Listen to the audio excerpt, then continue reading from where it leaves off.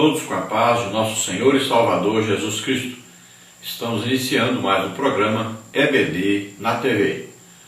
Nós estamos neste terceiro trimestre de 2016 estudando as revistas da CPAD com o tema O Desafio da Evangelização, obedecendo ao ídolo do Senhor Jesus de levar as boas novas a toda a criatura.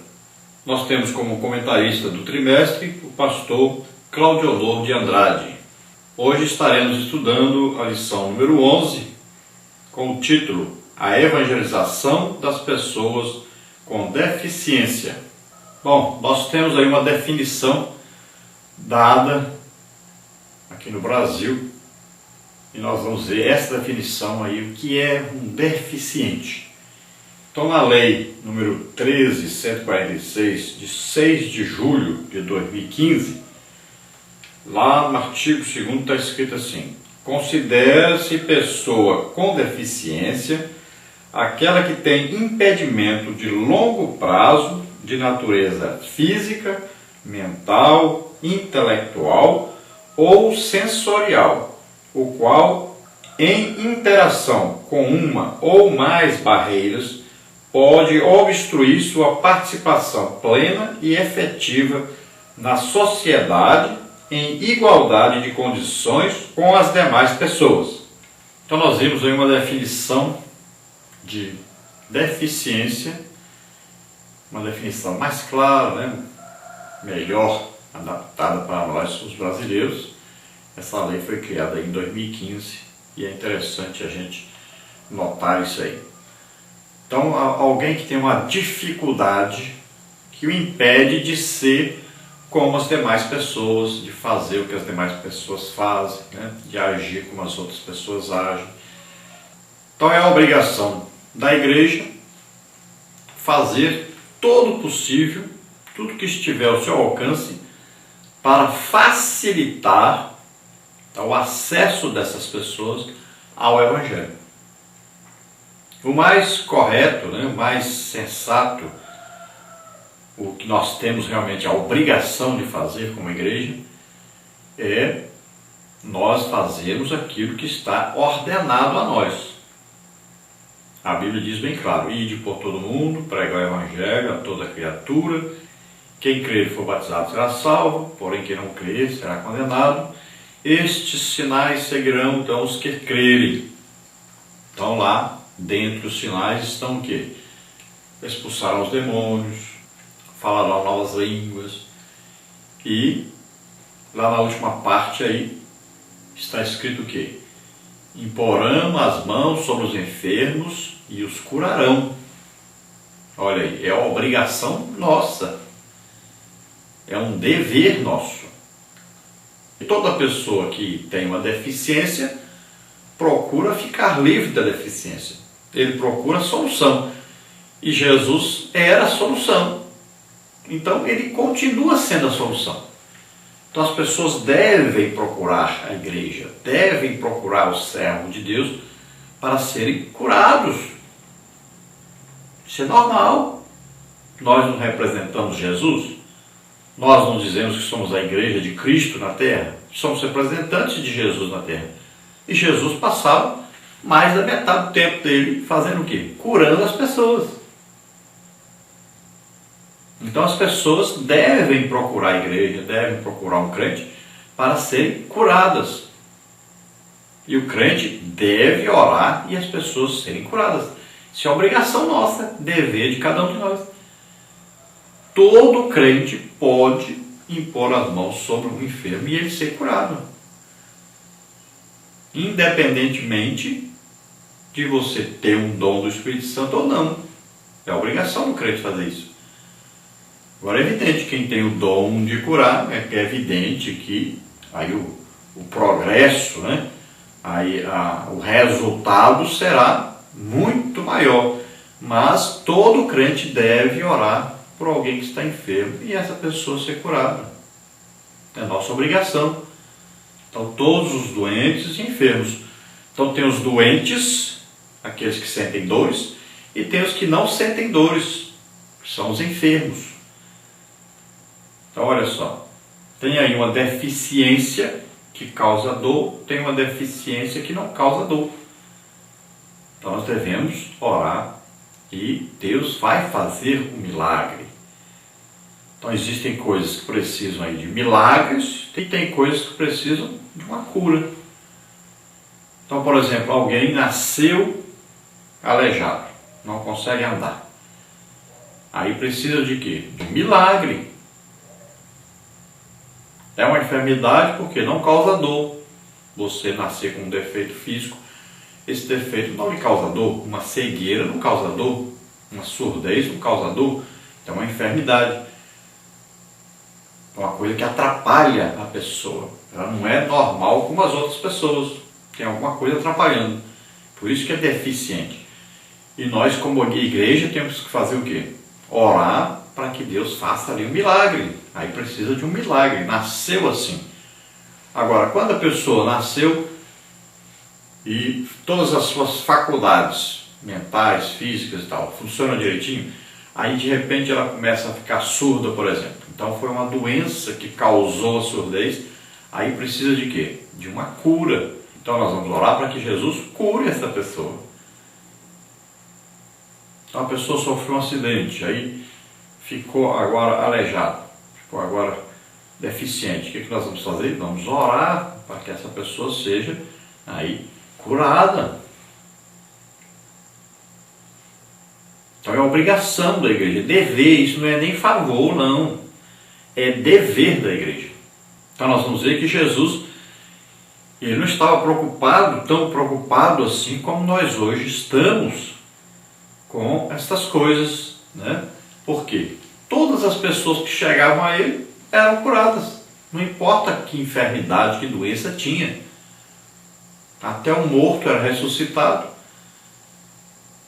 Então esse é o nosso papel na terra. Se Jesus fazia isso, os apóstolos não faziam isso também? Olha aí, Pedro não foi lá no aleijado que estava à porta do templo, a porta formosa, não orou, ele não andou, estava fazendo o quê? Representando Jesus, o mesmo que Jesus fazia. Quando ele orou e a Dorcas ressuscitou, o que ele estava fazendo? O mesmo que Jesus fazia. Paulo não orou, o aleijado não andou, ele estava fazendo o quê? O mesmo que Jesus fazia. O Eutico caiu da janela, foi dado como morto. Paulo foi lá, orou e levantou. O que Paulo está fazendo? O mesmo que Jesus fazia.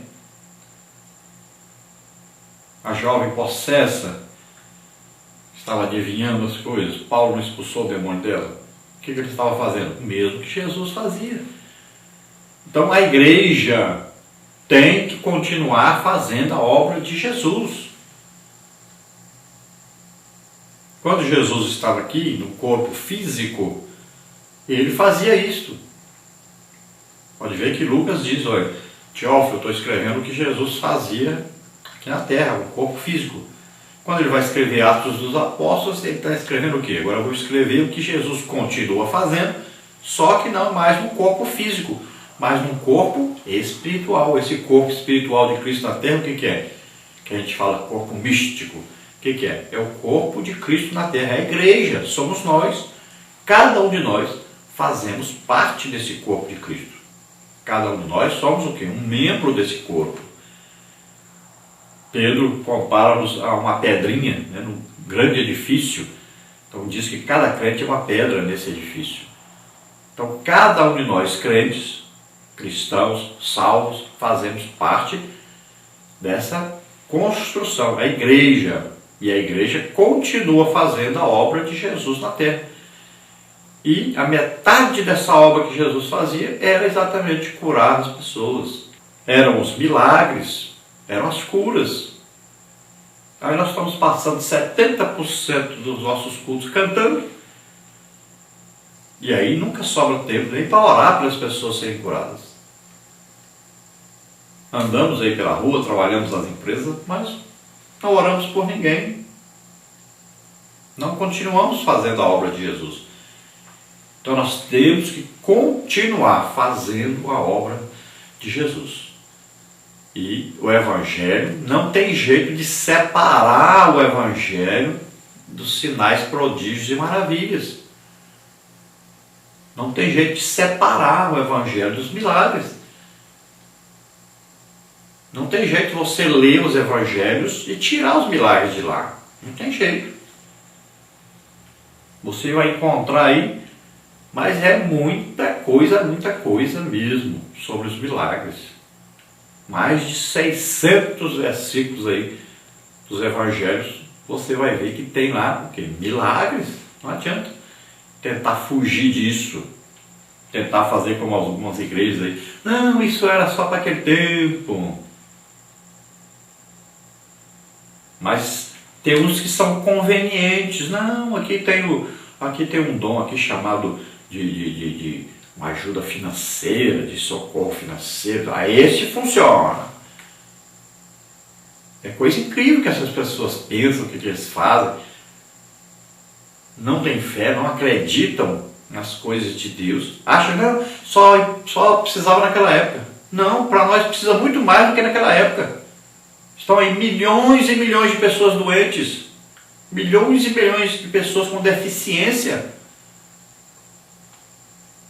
Milhões e milhões de pessoas dormindo nas filas dos hospitais, dormindo aí nas calçadas, estão aí sendo tratados lá nos corredores dos hospitais, no chão dos hospitais. Milhões! E a igreja aí procurando riqueza política, procurando aí o mundo, o poder do mundo, procurando aí serem donos da terra. Nós pertencemos ao reino de Deus. Jesus diz bem claro, meu reino não é daqui.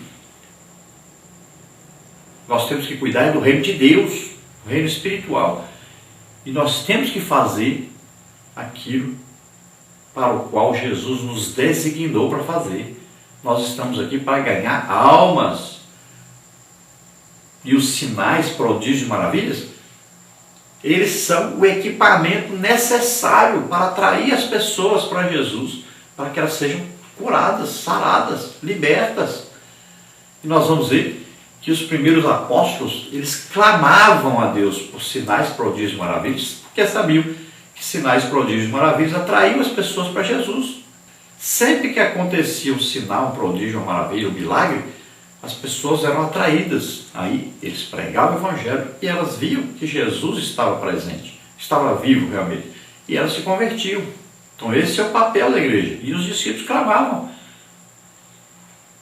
Senhor, dá-nos mais poder, intrepidez, coragem para pregar o Evangelho, enquanto o Senhor faz sinais, prodígios e maravilhas. Porque eles sabiam que sinais, prodígios e maravilhas atraíam as pessoas e as pessoas se convertiam aos montes.